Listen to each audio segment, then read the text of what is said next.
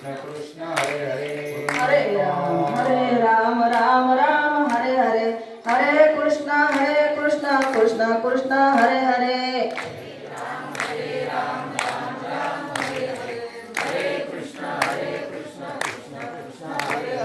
हरे राम राम राम हरे हरे हरे कृष्ण कृष्ण कृष्ण हरे हरे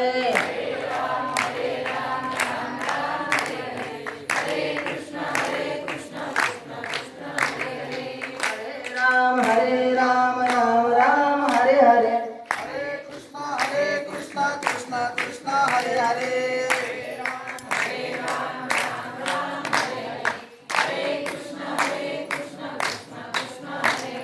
पंढरिकावर हर विठ्ठल श्री ज्ञानदेव तुकाराम पंढरीनाथ भगवान की जय माऊली ज्ञानेश्वर महाराज की जय जगद्गुरु तुकाराम महाराज की जय श्री गुरुदत्त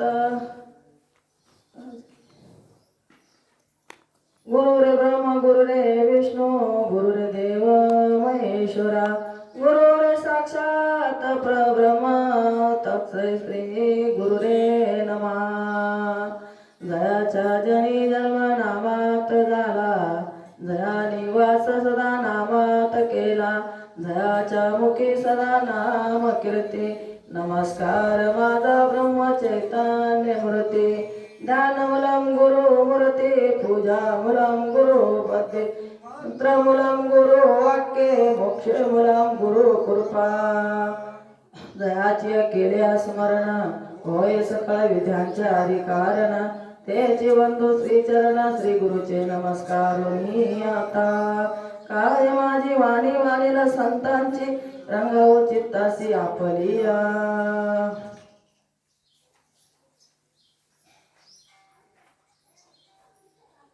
स्वामी काज गुरु भक्ती स्वामी काज गुरु भक्ती पितृवचन सेवापते पितृवचन सेवापते हीच विष्णूची महापूजा हीच विष्णूची महापूजा अनुभावना ही दुजा अनुभावना ही दुजा सत्य बोल मुखी सत्य बोल मुखी न दुखो अनेकांच्या दुखी न दुखो अनेकांच्या दुखी निश्चयाचे बळ निश्चयाचे बळ तुका म्हणी तेची फळ तुका म्हणी तेची फळ हीच विष्णूची महापूजा अनुभावना ही दुजा अनुभावना ही दुजा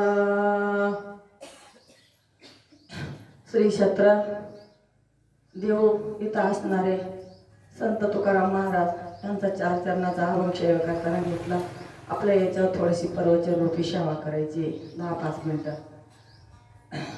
पण सेवा करण्यापूर्वी थोडासा परिहार द्यायचा तो असा की सालाबाद प्रमाणे इथं भाऊंच्या तिथं मेळाव्याचा कार्यक्रम सालाबाद प्रमाणे कायमचाच होतो खूप आनंद दिवे भावे आनंदाला पाणी वाढले म्हणून असा अभंग निवडला की हा आनंद गंगा सुद्धा माहत नाही हे 3 दिवस कुणाकडे जाते असं वाटतं की इकडे स्वर्गातच देव उतरला हा शोक सोहळा स्वर्गात सुद्धा वाटत नाही असं वाटतं स्वर्गीय सुद्धा अमर म्हणतात की इकडेच आम्हाला जन्म व्हावा असा हा सोहळा आहे खूप आनंद खूप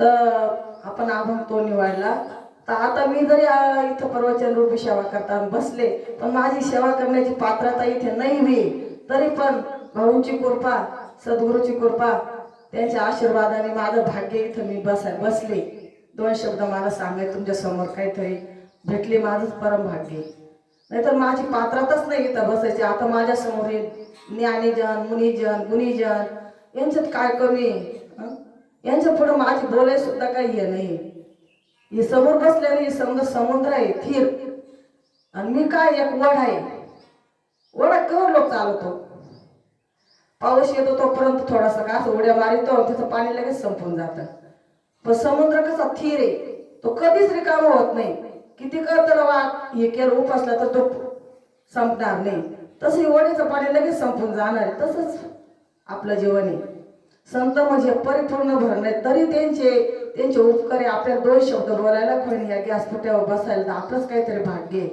म्हणूनच हा अभंग असा निवडला का स्वामी काळजा गुरु भक्ती पितृवचन सेवापती.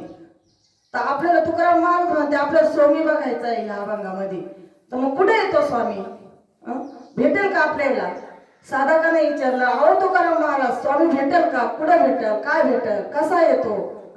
आहे ना, आयसा तू समर्थ ब्रह्मांडाचा धनी वर्म जाणून ये शरणाला. असं तो ब्रह्मांडाचा धनी आपल्याला पाहायचा आहे. वृक्षाची पान हरे त्याची सत्ता कोण बोलवित हरिविन, त्या हरीला आपल्याला पाहायचंय. मग तो भेटेल का तुकाराम महाराज आपल्याला? का नाही भेटणार? पण भेटेल, पण आधी देवाच्या आधीवर आपल्याला पुढे जावं लागेल. गुरुकडे जा, पितृवचन सेवापती. आधी स्वामी काळजा गुरु भक्ती, आधी गुरुचीच भक्ती करायला आपल्याला गुरुकडे जावं लागेल, तरच आपल्याला तो भगवंत नजर पडेल, असे तुकाराम महाराज म्हणतात. मग साधकाने विचारलं, का तुकाराम महाराज आपल्याला गुरुकडेच का जायचं? असं देव नजर पडणार नाही का? म्हणे नाही, देवच नजर पडू शकत नाही. आधी आपल्या संतांची आणि आपल्याला गुरुकडेच जावं लागेल म्हणे. गुरुचं आपल्या गुरुला शरण गेल्याशिवाय, गुरुच्या साध्य केल्याशिवाय आणि गुरुकडे गेल्याशिवाय आपल्याला काहीच भेटणार नाही. कारण गुरुच आपल्यावर सर्व काही आहे. समजा पाहायचं तर आपल्या गुरुमध्येच पाहायचं. तर मग तुकाराम महाराज म्हणजे आपल्याला गुरुकडे जावं लागल. मग खरोखर आहे. आता लांब नका जाऊ, नाथ महाराजांची गोष्ट आहे. नाथ महाराजांशी देवांनी किती दिवस काम केलं? किती दिवस? 36 वर्ष नाथांच्या तिळं देव भगवंतांनी काम केलं. नाथांना ओळखू आले का देव? ओळखूच नाही आले. कारण त्यांनी गुरु करेल होता, पण त्यांचा बोध व्हायला नव्हता, फक्त गुरु करेल होता. तर त्यांना ते भगवंतच ओळखू आला नाही. आपल्या तिथे एवढ्या दिवस काम केलं देवाने, ओळखूच नाही आले. किती दिवस काम करीत होते. तर एक दिवस काय झालं, काशीचे ब्राह्मण पंढरपूरला आले का नाथाच्या तिळं म्हणे भगवंत पुढे काम करतो म्हणे, नाथाच्या तिळं काम करतो, आपल्याला भेटायला जायचंय म्हणे नाथांच्या तिळं. तर ते ब्राह्मण तिळं भेटायला आले. तर ते काय म्हणायला लागले का आता नाथाच्या तिळं आपल्या देवाची गाठ घ्यायची म्हणे. तर नाथ बसले होते पूजा करीत. नाथांना म्हणे, अहो म्हणे पांडुरंग कुठे? म्हणे मी पांडुरंगाला भेटायला आलो म्हणे. कोणते पांडुरंग? म्हणे पंढरपूरचे म्हणे पांडुरंग तुमच्या तिळं काम करते म्हणे. आज किती दिवसापूर्वी मला त्यांना भेटायचंय म्हणे. पांडुरंग माझ्या तिळं काम करते म्हणे. हा म्हणे कोण म्हणतं? मग म्हणे तुमच्याकडं कामाला आहे म्हणे. मग म्हणे नाही भाऊ म्हणे माझ्या तिकडे कशाला भगवंत काम करेल म्हणे. मी भगवंताची एवढी सेवा करतो, रात्रंदिवस भगवंत दिसा करता मी 8 तास करतो म्हणे, तरी मला भगवंत नजर पडत नाही म्हणे. तुम्ही आता काम करतो माझ्याकडे कसे काय काम करते भगवंत म्हणे. मग ते लागले म्हणायला म्हणे हाय म्हणे. मग ते म्हणे काय करते म्हणे, पाणी वाहत्या, कपडे धुवून आणत्या, तुमचं गंध घसट नाही म्हणे. मी कामाला गडी ठेवले म्हणे. तो म्हणे काय नाव आहे त्याचं? श्रीखंड नाव आहे म्हणे त्याचं आलं. श्रीखंड नाव म्हणे. तर भगवंताला लगेच कळलं हा मला भेटायला चालू. भगवंताला लगेच रूप गायब झाले, लगेच तुडून निघून गेले. तर म्हणे दाखवलं तुमचं श्रीखंड कुठे आहे म्हणे. पाहत होतं श्रीखंड नाही, कोणीच नाही. नाथ महाराज म्हणते. मग म्हणे नाथ महाराज म्हणे आता होते म्हणे, आता तर ते काम करीत होते म्हणे. पाणी वाहिलं, कपडे धुवून आणले, गंध गुंगून दिला मला. कुठे गेला म्हणे हा म्हणे का श्रीखंड्या? मग ते लागले सांगायला पंडित म्हणे अरे म्हणे नाथा ते श्रीखंड नसून भगवंतच होते म्हणे, पण तुला त्याची ओळख झाली नाही म्हणे. नाही. मग ते दिवशी नाथ महाराज खूप त्याला उपदेश झाला, खूप रडायला लागले. म्हणे ना देवाने माझ्या एवढं दिवस काम केलं म्हणे आणि मला देव ओळखू आले नाही म्हणे. आताशी हे सांगायला लागले का तुमची तिथं देव काम करीत होते म्हणे, कसे मला देव ओळखू आले नाही. मग तेव्हा त्याला खूप पश्चाताप झाला, खूप म्हणजे रडायला लागले ते. आता काय करा, मला देव कधी भेटेल म्हणे. एवढा दिवस काम करून मला देव नजर पडले नाही म्हणे, मग मला कधी भेटेल म्हणे देव. आपल्याला सांगायचं काय आहे का संतांशिवाय प्राप्ती नाही, कोणाची गुरुशिवाय प्राप्ती नाही. म्हणून तर आधी गुरुकडे भजायला लावेल तेव्हा देव पाहायला लागेल, आपल्याला त्याच्यावर बोलायचंय. तर ते काय म्हणते मग आता कधी देव नजर पडत? मग ते काय म्हणे, तुम्ही संत जन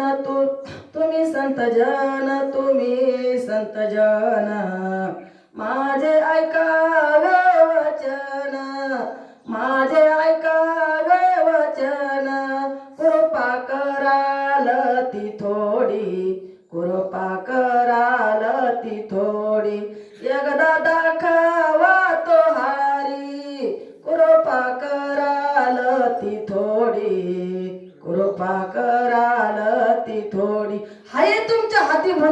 आकुळती. अरे बाबा संतांनो, तुम्हाला सांगते एवढा दिवस भगवंतानी माझ्या इकडं काम केलं, मला देव नजर पडला नाही. आता संतांना शरण जावं लागल. आता संतांना ते रावण्या करायला लागले. एकदा दाखवा मला संत जनानो हरी, कृपा थोडी करा माझ्यावर. मग ते जसे तिकडून निघाले तसे त्यांचे गुरु जनार्दन स्वामी तिकडे गेले. तिकडे आता तिने मोठी कथा आहे, पण आपलं शॉर्टकट थोडं सांगायचंय. पूर्वची रूपी सेवा मला थोडी करायला लागली, तर आता 10-5 मिनिटं बोलायचं मला. तर ते तिकडं गेले. तर तिकडं मग लागले स्वामीला म्हणायला, मला एकदा तरी भगवंताचं दर्शन करून द्या म्हणे. जनार्दन स्वामीला म्हणे बैस म्हणे, देतो म्हणे करून. तिथं बसले थोडा टाइम. लोक लगेच दत्त महाराज ते कुत्री कात्री समजे घेऊन आले. ते तिकडं उभे राहिले म्हणे, हातामध्ये झोळी बिळी त्यांच्या आल्या. झोळी बिळी तर मग ते ना लागले म्हणाले नाथ महाराज. ते आले म्हणे, अरे म्हणे मारायला भूक लागली म्हणे. भगवंत म्हणते मारले भूक लागते. दत्त महाराजच होते, पण ते रूप घेल होतं. तर भूक लागले, ते त्या झोळीतून कुटके काढे, चुरले, दूध काढ कुत्रीचं, ते चुरलं, खायला बसले. मग लागले म्हणायला नाथाला म्हणे, ये म्हणे आमच्या जेवायला. जनार्दन स्वामी म्हणे बस म्हणे आमच्या जेवायला. ते म्हणे हे कुत्रीचं दूध काढ बा डोळ्यासामने म्हणे. हे म्हणतात माझ्या जेवायला कसं खायचं म्हणे यांच्यामध्ये. ते केळच करायला लागले.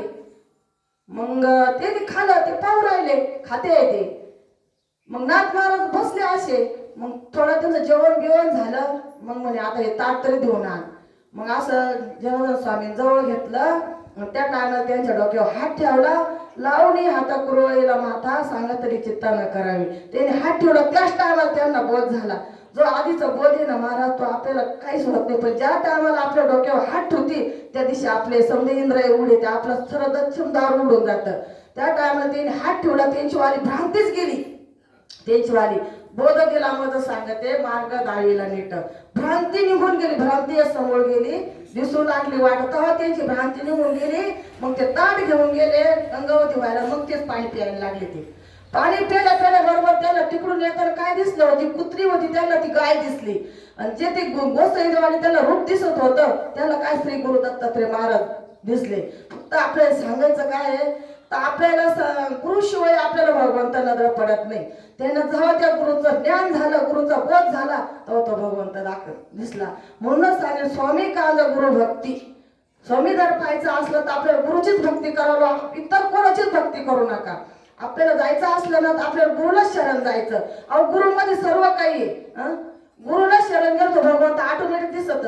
ते एक कमलेश महाराज गीत गायले ना, ते काय म्हणतात, सांज सकाळी गुरुच्या माझ्या सांज सकाळी गुरुच्या माझ्या चरणासी मी जाते, चरणासी मी जाते. ब्रह्म विष्णू आणि महेश गुरु मध्ये पाते, गुरु मध्ये पाते. त्यांच्या आशीर्वादाने कमलेश आकाशी छावून गेला. बघा उद्धार माझा झाला ओ झाला, मी पक्क्या गुरुचा चला.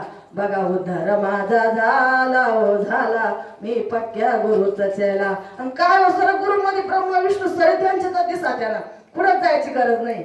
आमची बंटी महाराज म्हणत आम्ही पंढरपूरला पाहायला गेलो आणि आमच्या संग 2-3 बाया यायला होत्या. त्या म्हणे खाऊ म्हणे अलकाताई म्हणे आम्ही तुम्ही आम्हाला पंढरपूरला घेऊन आले. आपण इडून तुडून चाललं म्हणे, पण आपल्याला पांडुरंग दर्शनच झालं नाही म्हणे. दिंडी कुठं मुक्कामाला राहिली ना आपण कुठं, आपल्याला काहीच नजर नाही पडलं. बंटी महाराज एकच उत्तर दिलं, आपण सरे त्याचे लेकर आहे म्हणे, पांडुरंगच आपल्या संघ आहे म्हणे. हे सद्गुरू आपल्या संघ आहे म्हणे, पांडुरंगच आपल्या संघ आहे म्हणे. अहो खरंच ते आपल्या संघाचे ना. पंढरपूरला आपण वारीला जातो तिथं जायची गरजच नाही ना. पांडुरंग दर्शन तेच आपल्या संघ आहे ना, जायचीच गरज नाही म्हणे. तर तसंच मग आपण गुरु जर आपल्या गुरुमय सर्व काही आहे तर पांडुरंगापर्यंत जायची गरज नाही. एक हिशोबात तुम्ही देवाकडे जाऊच नका, देव ऑटोमॅटिक आपल्या पै येतो. कुठे येतो आपल्या पै. अशबरी माताला काय केलं, तिनं आम्ही गुरुची सेवा केली ना. तिनं आम्ही गुरुची सेवा केली. ती किती दिवस गुरुची सेवा करत होती. अहो ती 12 वर्षाची असताना गुरुची सेवा केली त्या शबरीना मार्तंड ऋषीच्या आश्रम मध्ये. तर मार्तंड ऋषीनं काय सांगितलं होतं, एकच शब्द सांगितला होता का, एक दिवस तरी भगवंत तुला नजर पडेल म्हणे. अहो ती किती दिवस सेवा करत होती. त्या भगवंताची वाट पाहत होती. सेवा नव्हती करीत, झाडून झुडून फुलाचं तिला आता नितीने आम्हाला कधी आज येतील उद्या येतील, आज येतील उद्या येतील, तिच्या पार आयुष्य निघून गेलं होतं. आणि आपल्याला कसं वाटत, आपण गुरु केला मंत्र दिला म्हणजे आपल्याला आजच देव उद्या देव भेटला पाहिजे. अहो नाही भेटणार, त्याला लय 8 तास करावा लागतो, सोपं नाही येते, लय घासावा लागते ती. आता त्या शेवटीने किती जीव घासला. किती दिवस झाले तिला सेवा करू तरी ती वाट पाहत होती. पर तंत्री अंत्री जी उरला होता तिचा तर ती वाट पाहायची. काय वाट पाहायची ती? ऐशी वाट पाहे काय निरोप का मूळ काव कळवळा तुमचे उमटेची ना अव पांडुरंगे पंढरीचे निवासी. इतकी वाट पाहायची ती. किती दिवस वाट पाहिली ती ना भगवंताची. तरी तो भगवंत येता येता तिचा पार अंत पार जवळ आला होता तरी तो येईना. अशी वाट पाये निगडी ठेवून यात निगडी ठेवून यात पंढरीच्या वाटे दृष्टी लागली चित्त काही येता देखील माझा माये बाप दिवस लेकी धरून या माप. किती दिवस तिला ती वाट पाहत होती भगवंताची ती तरी तो येत नव्हता. तरी एक दिवस त्या गुरुच्या शब्दावर तिने विश्वास ठेवला आणि भगवंत एक दिवस आला. तर तिच्या भगवंताच्या मांडीवर तिने दिया ठेवला. देव भेटतो. देव तुकाराम महाराज मध्ये देव भेटत पण आधी पुढे जावं लागल गुरुकडे जा. गुरुशिवाय प्राप्तीच नाही. जसं म्हणतात संताशिवाय प्राप्ती नाही असे वेद देते काही. पण गुरु बी आपण तसे शोधले पाहिजे. पण जो गुरु जर तुम्हाला सांगत जर एखादा जर असला ना तर त्याला जर तो तंत्रीचा जर नसता आपण त्याच्याकडे जाऊन करत्या का? त्याला त्याचा अनुभव नाही. आता माग एकदा आमच्या त्या निरखेळ्याच्या अंग एक म्हणे मी लई माझे लई साधा के म्हणे मी लई साधा काय बोध देतो म्हणे. मग आता आम्ही असं बसलो होतो त्यानं कीर्तन आटपलं ना असे किती मोठे साधक जमा केले ते साधा कायला ते बोध देव राहिले समजा माणसं आहे देखत. आता ते आमच्या सांगते एक महाराज थोडेसे हट्टीच होते आपले लक्ष्मणासारखे. राम होते शांत पण लक्ष्मणासारखे तारखे स्वभावाचे. आम्ही सांगते महाराज म्हणे अरे म्हणे तू बोध देऊ राहिला म्हणे एवढ्या माणसासमोर त्या साधा काय बोध देऊ राहिला का म्हणे मग कसा म्हणे तू कोणचा बोध आहे तुझा? बीज मंत्र म्हणे. बीज मंत्र असं चालतो का म्हणे. तो एकंती दिली म्हणे कोणा शंकर भगवंताना तू त्यांच्या एवढ्या सामने देऊ राहिला का म्हणे नाही हो म्हणे माझं चुकलं म्हणे. मग बाकीच्या म्हणे जा तुम्ही बाहेर निघून तिकडे जा म्हणे. या बाकीच्या 2-3 दिवस जायला बोध द्यायचा म्हणे. तुमचे दुसरे बोध असं तुम्ही निघून जा म्हणे. मग तू कधी म्हणला? नंतर म्हणला. जर असे जर गुरु असले त्यांच्याच पैकी जर काही नसतं आपल्याला काय मिळणार आहे? त्याच्यामुळे तुकाराम महाराज गुरु करावे बळकट आणि त्याचे धरावे मनगट. तो गुरु जर बळकट असला तर त्याचे बळकट म्हणजे आपल्याला सुद्धा ज्ञानाची प्राप्ती होती. म्हणून असे संत सुद्धा असे शोधायचे कसे संत तोची जाणा जगी आणि दया क्षमा ज्यांच्या अंगी. असे संत असले त्यांना शरण जायचं. गुरु बी जर त्याच्या मनगटात बरे तर त्यांना शरण जायचं. त्या गुरुपासून आपल्याला काहीतरी प्राप्ती आहे. पण आपण ते नाही म्हणायचं. त्यांनी जरी आपल्याला दिलं पण आपण ते समवून ठेवलं पाहिजे. नाही तर गुरुगण देत्या त्यांच्या पार अंतकरणापासून देत्या.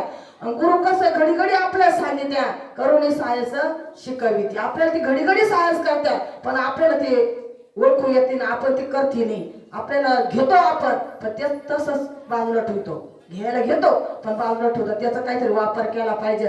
जसं ते लोणचं जे राहतं लोणचं घातल्यावर आपण ते घालितो गण त्याला किती का मसाले टाकीतो पण ते जर हलवलं नाही तर ते काय होईल? मारा सडून जाईल ते.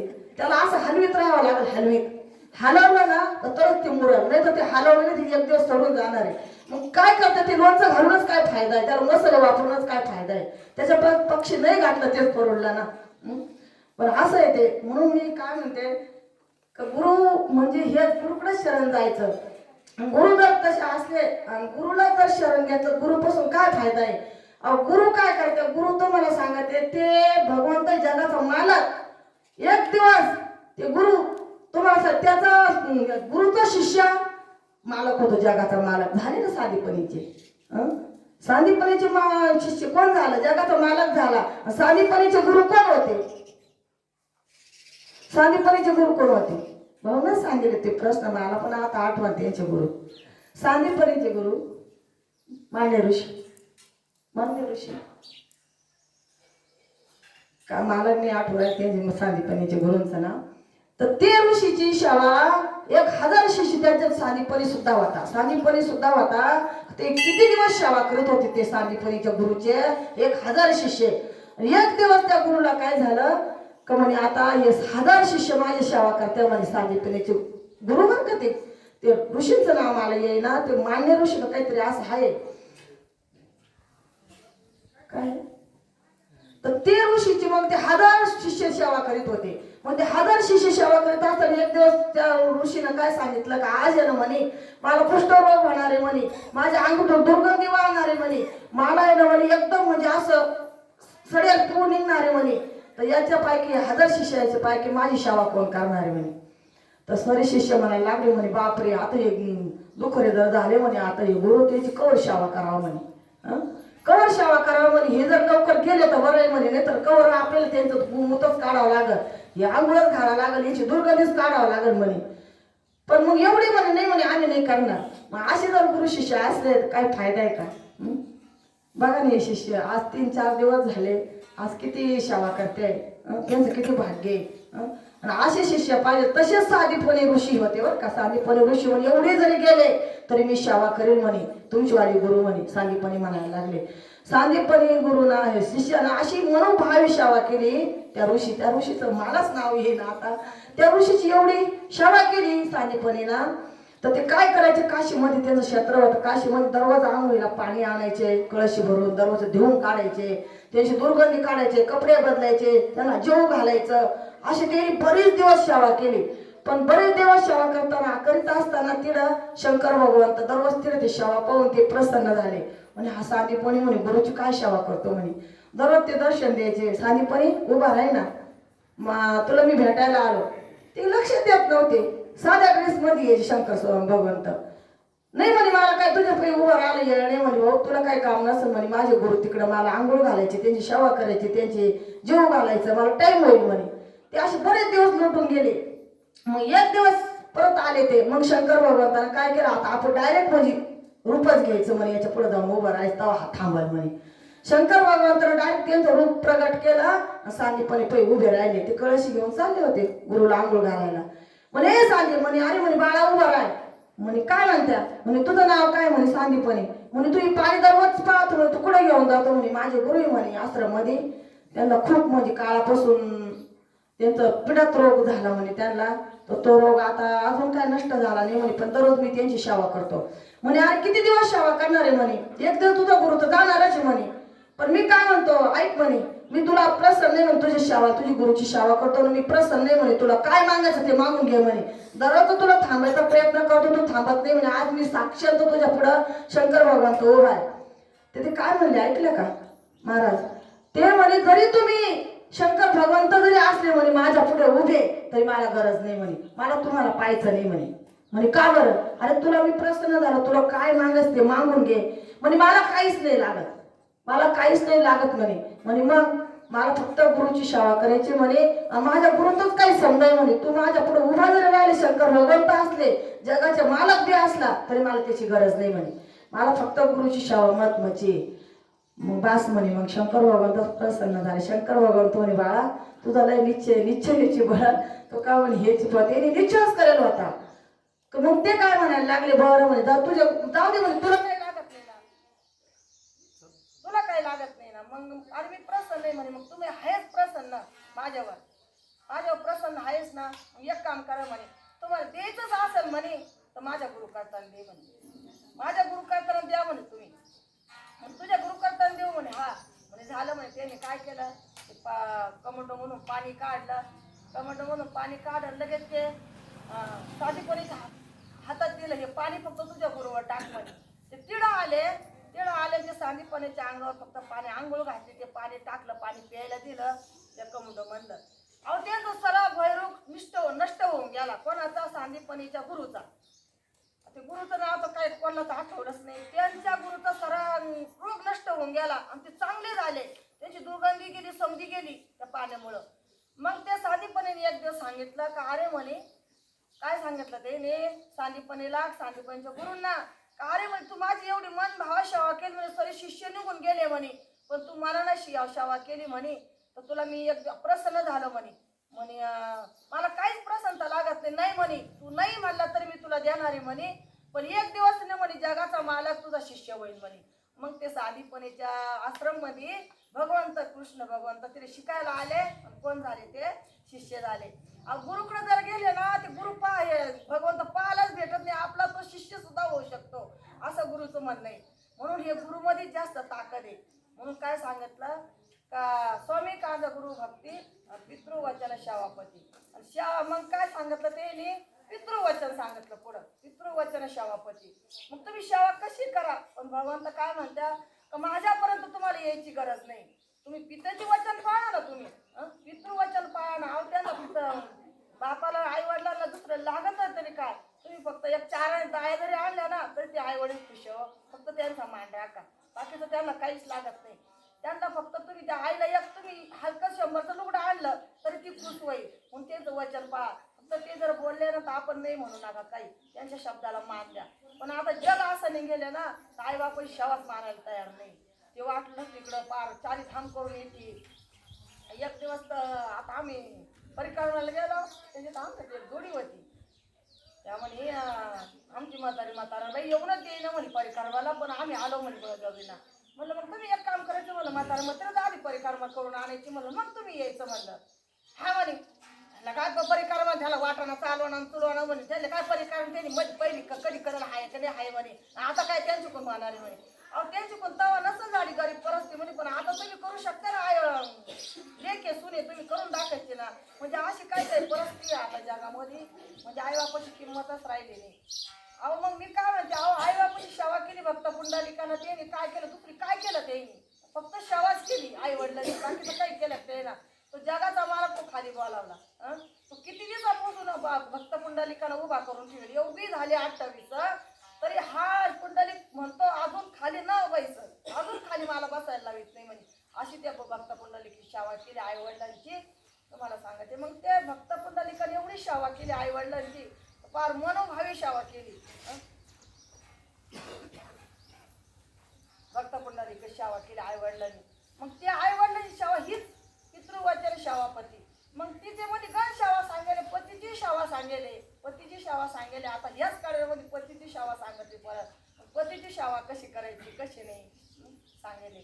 तर पतीची सेवा सुद्धा आपण मन भावे करावे आणि मनानच आपण, नाही तर आपली सेवा कशी आहे लई वेगळी सेवा आहे, आपलं यंत्रच वाग नाही. तर तुम्हाला सांगायचं पतीची जरी सेवा करायचा ती मनोभावी सेवा करायला पाहिजे माणसाने. पती हाच परमेश्वर आहे. भगवंतानच सांगेले माझ्यापर्यंत यायची गरज नाहीये. तू पतीची जरी सेवा केली तर पतीमध्येच मी दिसतो तुम्हाला. पण पती बी तसा पाहिजे, पती बी त्या लायकीचा पाहिजे. पती जर तो साऱ्या वाटायला लेझिम जर खेळत येत असेल ना तर तिची काय सेवा करत्या. तरी मी तुम्हाला सांगते, ती सांडवलीची कथा तुम्ही ऐकेल असेल. ती सांडवेली आणि मांडवेली, सांडवेली आणि मांडवेली दोघी बहिणी होत्या. तर तिचं मांडवेलीचं लग्न झालं. मांडवीचं लग्न झालं असताना त्याने काय सांगितलं तिला, आणि मग सांडवेली म्हणायला लागली अगं मांडवेली म्हणे तुझं लग्न झालं म्हणे, तू लग्न केलं. ती दिवाळी अशी दिवाळीला आली घरी आली तर ती काय म्हणायला लागली तू घरी आली एक दिवस तुझी कोपीत जळून गेली. तर तिनं फक्त हात जोडले आणि पतीचं स्मरण केलं, असे हात जोडले तिनं, तर ती लगेच जळूनच गेली, आगच हिजून गेली. मग ती सांडवेली म्हणायला लागली का गं म्हणे मांडवेले तुझी वाली इडं असताना तुझी कोपी हिजून गेली काय भानगडी म्हणे माझी पतीची सेवा आहे म्हणे, मी कुठं जात नाही म्हणे. अगं म्हणे मग मला सुद्धा असंच पती मिळायला पाहिजे म्हणे, मी खूप पतीची सेवा करेन म्हणे. मिळेल ना म्हणे कसं मिळेल म्हणे एक काम कर म्हणे, आता उद्या सकाळी म्हणे सकाळी लवकर उठ आणि आंघोळ कर म्हणे आणि महादेवाच्या मंदिरात तू पूजाला जाय म्हणे. पूजाला गेल्याच्या नंतर म्हणे अंधारामध्ये जो पूजा कर घंटा वाजव म्हणे आणि जिकून तू बाहेर येशील म्हणे पूजा करू, तुला जो माणूस म्हणे तुझं नजर पडेल म्हणे पहिल्यांदा उठेल तर त्याच्याकडे तू मा टाकून दे, तू तुझा पती म्हणे. मग तिथे नेहमी परमध्ये मंदिरात गेली, दर्शन करायला लागली, पाया पडायला लागली, पाया पडली आणि ती मंदिरातून मांग निघाली तर आता हे आंधळ पांगळ बसलं होतं तिथं.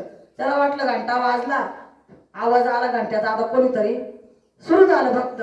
आता हे लागलं ते 1 रुपया वाजायला त्या परतीमध्ये वाजायला लागलं. ही तिकून येत होते, आता तेच उठेल पाहिलं तिनं, गेली त्याच्याच गळ्यात मा टाकून दिली. तो चांगला होता का तो लई असं म्हणजे आंधळा पांगळा पातेमध्ये, आंधळा नव्हता पांगळाच होता पण त्याला खूप असं घाण शरीर होतं त्याचा, तरी त्याला स्वीकार केला, त्याच्या गळ्यात मा टाकली. अहो ती मन भावी त्याची सेवा करायला लागली, मन भावी त्या पतीची सेवा करायला लागली. सेवा करून तिनं बरेच दिवस सेवा केली. पण बघा दुर्भाग्य काही ना चांगला जर भेटला ना एखादी पतिव्रता स्त्री तो पती सुद्धा असा राहत असतो. म्हणून मी सांगतो पती जर लेझिम खेळत असला त्याची काय सेवा करा. पण ती एक वसली होती, ती म्हणतो कसा का असाल पण मी तिची सेवा मनभावी करेन म्हणे. पण त्याच्या मनामध्ये एक दिवस काम उत्पन्न झाला. तर तो म्हणायला लागला सँडविलेला म्हणे सँडविले म्हणे काय म्हणे तू माझे लई दिवस सेवा केली म्हणे पण मला माझी एक इच्छा पूर्ण कर. तो जेवणच करेन 2-3 दिवस. काय म्हणे तुम्हाला एवढी सेवा करते म्हणे मनभावी सेवा करते तुम्हाला एवढं हे करते म्हणे तुम्ही का जेवत नाही म्हणे माझी एक नाही इच्छा आहे म्हणे. काय इच्छा आहे काय इच्छा आहे म्हणे मला आहे ना म्हणे फक्त आहे म्हणे मला काम मन कामना माझी पूर्ण कर म्हणे एक दिवस. म्हणे काय म्हणू कामना पूर्ण करू. तर म्हणे मला ज्या वेळेस तुम्हाला हिंडायला घेऊन गेलतील म्हणे गावामध्ये तर त्या गावामध्ये तिला ते एक यशाचं घर होतं. ते यश होत्याची नजर गेली होती. तर म्हणे ती यशा ती केस वाढीत होती ना म्हणे तर मला तिच्याकडे घेऊन जा. अहो हाय का कोणची बाई नाही का अशी ते यशाकडे नवऱ्याला घेऊन जाईल का. अहो आपलं वेगळं आहे. आपला जर नवरा एखाद्या बाई संग जरी बोलला ना तरी आपण संशय खातो कारण त्याचं काय आहे का काय काय माहिती. लई त्याच्या संग बोलवतो लई मित्रपण आहे. आवाज संत म्हणजे ते काय म्हणते ना संतांचं इतकं हे राहत असताना पुरुष आणि स्त्री काही दिसत नाही त्यांना. सर्वमयी गोविंद जिकडे पाहावे तिकडे सर्वमयी गोविंद. तसं तिचं मन लई नितळवत पण आपलं मन चांगलं नाही. आपण कोणावर संशय घेतो. पण तिथे यशाच्या दारामध्ये 15 दिवस साड्या सारवण केला ते यशाचे तिळं आणि तिची मनोकामना पूर्ण करायला म्हणे नेईल म्हणे. तुम्हाला ती मनोकामना पूर्ण करून आली तुम्ही काही चिंता करू नका म्हणे. मग एक आपण शाटकडे सांगू राहतील कथा गण मोठी आहे थोडी आपण काय 10-5 मिनिटं बरोबरची तर मग ते काय केलं मग जशी काय निघाली ती गाड्या घेऊन आता म्हणलं काही सांगत नाही तुम्हाला. मग त्याला गाड्यावर बसवलं आणि ती त्या यशाच्या तिकडे ती सँडवीला घेऊन चालली त्या पतीला. तर पतीला जात असताना तिला जात असताना त्या वाटावर मांडवी ऋषी होते. मांडवी ऋषी तप करीत होते. तर ते तप करीत असताना तर हे काय घाणच होतं याचा हात लागला त्या जाटाला हात लागला तर ते मांडवी ऋषीचं तप भंग झालं. त्याने लगेच डोळे उघडले तर ते म्हणायला लागले म्हणे मला तपतून कोणी जागा केलं म्हणे. त्यांनी पाहिलं तर म्हणे हा पुरुष म्हणे हा दुर्गंधी याचा हात मला लागला. त्याला खूप राग आला. तो लगेच शाप द्यायला लागला. मग शाप द्यायला तर ती सँडवीला पाया पडायला लागली म्हणे ऋषी महाराज त्यांच्या वतीने मी माफी मागितली म्हणे पण तुम्ही शाप देऊ नका म्हणे. झाली म्हणे त्यांची चुकी तुमचा शाप मागा घ्या. नाही म्हणे मी शाप दिला तो कधी मागा घेत नाही म्हणे. हा तुझा नवरा आहे म्हणे काय शाप दिला त्याने तुझा नवरा आहे म्हणे दिवस उगायला मरण पावल म्हणे असा शाप दिला. मग ती बी म्हणे तुम्ही शाप मागा घेतली नाही म्हणे मग मी बी दिवस उगून देणार नाही म्हणे. मग तिनं सूर्यनारायणच्या आराधना केली पाया पडायला लागली. जे सूर्यनारायण म्हणे मी जर खरंच पतिव्रता असेल म्हणे तो हा उगणारच नाही म्हणे. तो सूर्यनारायण खरंच उगला नाही इतकी सती पतिव्रता होती. म्हणून तुकाराम महाराज सांगेले का तू का म्हणे पतिव्रता तिची देवावरी सत्ता तिने इतकी सत्ता गावतो भगवंत तो सूर्यनारायण सुद्धा उगायला तयार नाहीये. तर समदेवरचे देव देखील समदे म्हणजे असे हैराण झाले तरी तो उगाना. आता काय करा आणि बाई माणूस ती शक्ती बाई माणूस त्या शक्तीकडे जायला कोणाची हिंमत होत नाही. ती जर एकदा हे झाली ना तर कोणाची हिंमत देवाची सुद्धा हिंमत चालणार तिच्या पै यायला. तर मग देव म्हणायला लागले म्हणे आता काय करावं म्हणे आपण जाऊ ती आपल्या शाप द्यायला बसली म्हणे. तिचं लई क्रोध आहे का कठीण आहे ती पतिव्रता आहे म्हणे मग आता काय करावं म्हणे आता बाईची समजूत काढायला बाईला जावं लागेल म्हणे. मग तिनं कोणाला पाठवलं अनुसाया माताला जावं लागेल म्हणे. मग ती अनुसाया माता तिडं आली मग ती म्हणायला लागली अगं सँडवीला तू ना हा शाप माग घे म्हणे. बाई पशु पक्षी तरी मरून राहिले म्हणे अंधार पडला देवा तिकडे समजा हे झालं म्हणे तू काही कर पण हा शाप माग घे म्हणे नाही म्हणे माझा नवरा जर तो दिवस उगायला मरत असत मी शाप कशी काय माग घेऊ म्हणे मग म्हणे नाही म्हणे मग मी मागं घेणार नाही. मग एक काम कर म्हणे तुझा नवरा बी मरून देणार नाही म्हणे पण हा दिवस बी उगू दे म्हणे कस काय नाही म्हणे मी मरून देणार म्हणे मला वचन दे म्हणे वचन देते म्हणे. मग तिला काय करतो हात वाता तो बाजूला केला सूर्यनारायण उगावला पण तेवढ्या टायमात 3 दिवस मरण पावला. तिसऱ्या दिवशी तिची दुर्गती पुरी गेली आणि तो चांगला आपल्यासारखा झाला आणि तो आपल्यासारखा झाला. मग पण तरी तिने एक आठ मांडली म्हणे 3 दिवस गेला तुम्ही मला माझे पती परत दिले 3 दिवसावर पण 3 दिवस मी सेवा माझी घडली नाही सेवा झाली नाही याचं काय करायचं. अनुसाया माताला म्हणायला लागली शांडवेला. तर मग म्हणे बाई ते 3 दिवस सुद्धा तुझ्या वाट्याला बाजूला जाऊन देणार नाही म्हणे. मग ते आपल्या त्या स्त्रियांच्या वाट्याला देईल बरं ते 3 दिवस अनुसाया माता. मग ते 3 दिवस आपण सुद्धा देवा देखील तिची पूजा करते नाही. मग ते झालं मग परत ती घेऊन गेली त्या यशाकडं. यशाकडं दिली, यशाकडं दिलं, त्याला सोडून दिलं मधी आणि ती बाहेर उभी राहिली. मग ते यशाला एक सांगितलं. मग ते यशानं काय केलं, असे 6-7 बाटल्या 10 बाटल्या भरवल्या कलरच्या, त्याच्यामध्ये वेगळे वेगळे कलरचे पाणी केले त्या बाटल्यामध्ये. आणि साखरेचं पाणी केलं, फक्त कलर बदलले, वेगळे वेगळे कलर टाकले.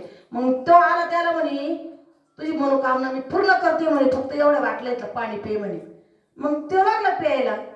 तर म्हणे हे किती कलर आहे म्हणे, लय कलर आहे म्हणे, लय कलर आहे म्हणे. म्हणे पिऊन पाय पाणी म्हणे, एखादा कलर तुला बदलेलं वाटत काय, पाणी वेगळं लागत काय. प्रत्येक पाणी प्यायला ती विचारायची कसं आहे म्हणे, गोडाचे. दुसऱ्या बाटलीत म्हणे कसं आहे म्हणे, गोडाचे. तिसऱ्या बाटलीत म्हणे कसं आहे म्हणे, गोडाचे. म्हणे तू एवढ्या बाटलीचं पाणी ठेवलं, गोडच लागू राहिलं म्हणे. हा म्हणे मग कलर म्हणे, कलर बदलेले म्हणे. अरे म्हणे मग तुझं आहे तुझ्यापाशी, तू जागा चुकलाशी म्हणे. अरे जरी आम्ही तुला यश दिसत असं, आम्हाला सौंदर्य दिसत असं म्हणे, फक्त आमचे कलर बदलेले म्हणे, पण आहे ते एकच म्हणे. तर तू जागा चुकला म्हणे. त्याला तिळच बोध झाला. फक्त काय म्हणायचंय मला, का पतीची जर सेवा केली तर मनोभाव पतीची सेवा केली ती ना, म्हणून ती त्या जागेवर पोहोचते. तिच्या नवऱ्याची मनोकामना इतकी पतिव्रता पाहिजे का तिची देवावरील सत्ता. तीच काय, पण संत तुकाराम महाराजची बाई सुद्धा जिजामाता, तो तुकाराम महाराजांनी किती आयुष्य घातलं भजन करायला, आयुष्य पुरं आयुष्य गेलं त्याचं वालभाजनामध्ये, तरी भगवंता नजरा पडायला तयार नाही. पार भंडारी डोंगर काय, भानचंद डोंगर काय इतकी हिंडला तरी भगवंता नजरा पडायला तयार नाही. ती जिजा शादी यायची जिजामाता त्या भगवंताला. याला नादी लावला, हा येत्या मानावराला घेऊन जातो. मग आमची वनवन केली, घरी येत नाही. पण तिचा एक निश्चय भाव होता, ती शिवाय द्यायची भगवंताला, पण पतीची शेवाले मनोभाव करायची. ती जेवण सुद्धा करीत नव्हती. 2 भाकरी टाकल्या, तिचा पती जिडं असेल तिडं ती भाकरी घेऊन जायची, जिडं असेल तिडं भाकरी घेऊन जायची. तर त्या भाकरी घेऊन जात असताना तिला एक दिवस काटा मारला. काटा मारला तू कोणा काढला हो, जगाच्या मालकानाच काढला. मग आधी देव कोणला भेटला, जिजामातालाच भेटला. मग तिथे गेली पतीकडं म्हणे, अहो म्हणे मला लय टाइम झाला म्हणे. का बरं म्हणे, काय नाही म्हणे, तो गुरखी आला म्हणे, मा पायात काटा मारला म्हणे, आणि त्यांनी माझा काटा काढला म्हणे. म्हणे काय नाव होतं म्हणे, का म्हणे तो म्हणायचा का मा नाव पांडू आहे का, असं काहीतरी म्हणला म्हणे. म्हणे पांडू, अरे म्हणे साक्षात भगवंत तुझा पाय हातात घेतला, काटा काढला म्हणे. जिजे तू भाग्य म्हणे, तुझं आलं, तू भाग्यवती म्हणे. मी एवढ्या दिवस 8 तास करतो, एवढ्या दिवस भजन करतो, मला भगवंत नजर पडत नाही म्हणे. मग सांगितलं त्याने, काय सांगितलं का तू का म्हणे पतिव्रता तिची देवावर, ती जरी ती देवावर शिव्या देत होती पण सेवा कोणाची करत होती, पतीची. म्हणून सांगेले का स्वामी काज गुरु भक्ती पितृवचन सेवापती, हीच विष्णूची महापूजा, अनुभव नाही तुझ्या. पुंडलिका वरद हरी विठ्ठल श्री ज्ञानदेव तुकाराम पंढरीनाथ भगवान की जय. माऊली ज्ञानेश्वर महाराज की जय. जगद्गुरु तुकाराम महाराज की जय. भूहृदय सतसंतान की जय. विठ्ठल विठ्ठल विठ्ठल विठ्ठल विठ्ठल विठ्ठल. धन्यवाद ताई.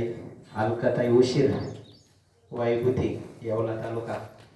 प्रकृती बरी नसताना मनक्याचा त्रास आहे, बऱ्याच अडचणी पण राहत नाही, त्यांनी सांगितलं. धन्यवाद ताईंना. खूप तळमळे, बऱ्याच दिंड्या कमी वेळ घरी राहत त्या आणि जास्त वेळ बाहेर आहे. दिंडी असेल, सप्ताह असेल, मेळावा असेल, फार आता काकड्यामध्ये तुम्ही ऐकलंच असेल सगळं. आणि विशेष म्हणजे एकाही अक्षराची ओळख नाही त्यांना, एकाही अक्षराची ओळख नसताना एवढं पाठांतर आहे, एवढं साधना आहे. महाराज साधना बोलत असतील, म्हणून ताईंना खूप खूप धन्यवाद. आता लगेच कीर्तनाला सुरुवात करायची आहे. भजनी मंडळ चला.